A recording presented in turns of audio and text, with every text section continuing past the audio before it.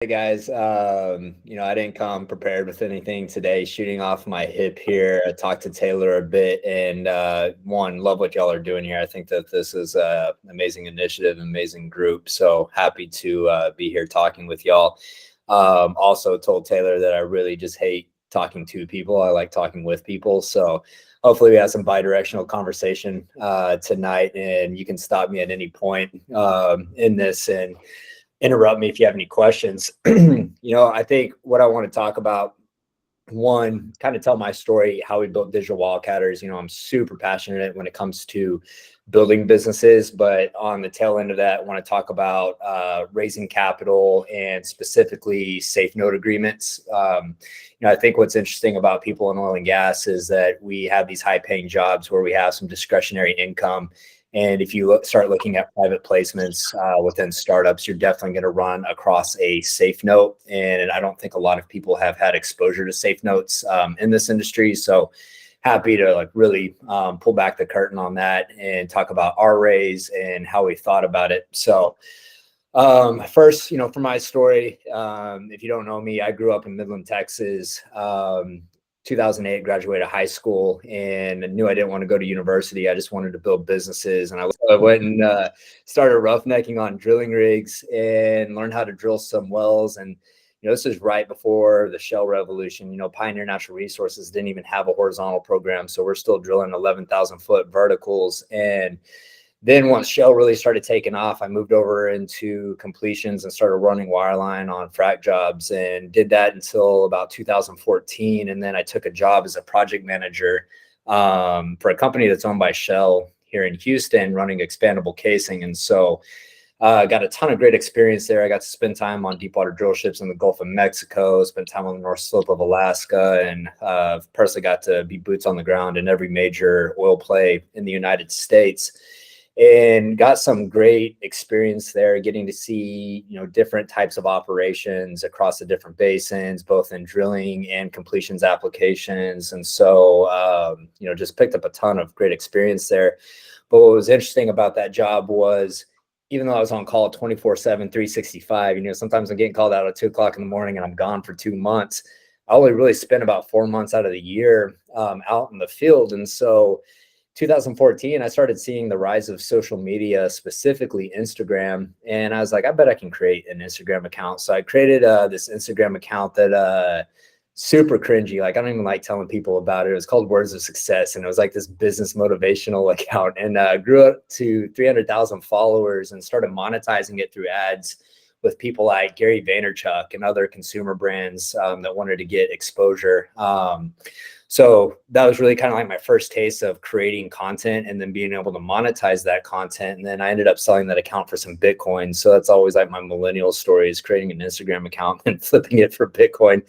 And then in 2017 timeframe, I started looking at a couple of things started happening. One, you started seeing all of these tech startups and oil and gas start to pop up. The great crew change. You had boomers and millennials and no one in between them. And you started seeing engineers inside E&P say, hey, look, I think I can create a SaaS-based solution to solve this problem, not just for our company, but for all of these companies. So you started seeing that, and the main complaint back then was that there was a lack of early stage capital available for these oil and gas tech companies. And so I started calling up VCs on both coasts and saying, hey, you really need to look at oil and gas tech. There's a lot of low hanging fruit. Companies are making decisions, $100 million decisions based off of Excel spreadsheets. And these VCs would always ask me, where can we go to learn about oil and gas tech? And there wasn't a single place on the internet to send them to. And so I told, my buddy and now business partner, Jake, I was like, hey, we're already having lunch with all these founders. Why don't we just put a microphone on the table and start recording our conversations? And so we did that. And then we came up with a name for the show, Oil and Gas Startups, which isn't very imaginative in the name, but straight to the point of what the show was about. And started doing that, and really just saw that we started creating a community and a platform that was based around oil and gas tech, and parlayed that into doing some live events. And so our first live event was Energy Tech Night back in 2019. And dude, I'm literally like at HEB at the grocery store, 10 o'clock at night, shopping for some groceries. And I'm calling people trying to get them on a panel. Like I'm putting it together the night before. And we go and get a couple of kegs of beer and some pizza. And like, this is how poorly planned it was. Our first one, we forgot to get paper plates. So you have people walking around with like one red cup of beer and a slice of pizza in the other hand. Looked like a time, man. Everyone's like, what the hell is this? This is amazing. And so, our whole thesis for those was like, hey, let's get a bunch of cool startups to come present, get a bunch of smart, forward-thinking people together in the room, and just see what happens. And we had one startup present and met a VC who ended up placing a $5 million check into their Series A. And so we started seeing a lot of things like that happen. And then fast forward, we went full time on the business. We had talked to some investors and some advertisers and said, oh, hey, we can actually make a commercially viable business out of this. And decided to go full time March 2020. And a few weeks later during COVID, there were no advertisers, there were no investors. And so we put every dime that we had into the business and kept bootstrapping it and had this thesis that we wanted to go execute. And so just kept building the business from the media side. Obviously, we couldn't do any live events during 2020, but then 2021 opened up. And at that point, we felt like we had what we needed from an events and media perspective.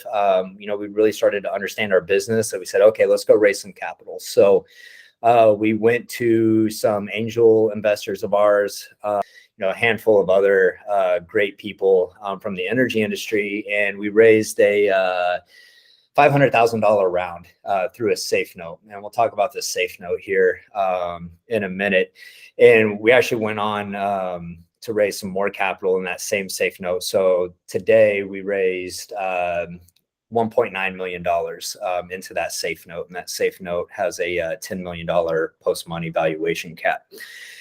And so did that and really started, at that point we had the resources to where we could go build out a team. We had some working capital to go execute our thesis. And then you fast forward to today, actually like literally yesterday, I started a new capital raise. So now we're going to be raising an additional $2 million, and this will be at a price round, which we can get into those details here in a second.